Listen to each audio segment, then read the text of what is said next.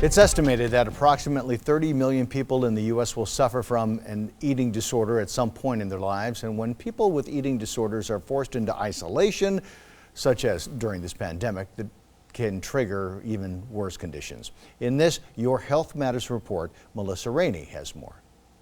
We all need to be aware that this can be a really tough time for people who are struggling with addictions. Even as stay-at-home orders begin to lift, the toll of the coronavirus pandemic on mental health is still very real. The isolation, the lack of control, the lack of predictability, and feeling trapped can really exacerbate people's tendencies towards being self-destructive. One of the groups of people suffering right now, those with eating disorders.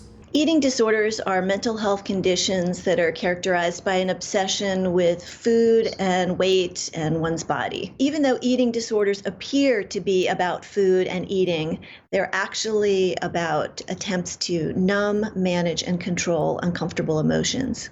Dina Zeckhausen, the founder of the Eating Disorders Information Network, says one of the biggest stressors for this group is isolation. Often we talk about eating disorders as like a voice in your head or a relationship that you have with this voice in your head. And the antidote is to have relationships with real human beings. And when a person is isolated, they're more likely to turn to the voice in their head for comfort and connection.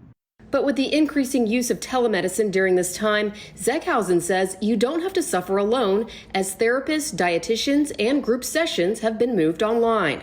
She says there are also several things you can do if you're feeling anxious or depressed right now. Good general principles for anybody that is struggling right now with this is to be gentle with yourself and be patient. For today's Health Minute, I'm Melissa Rainey.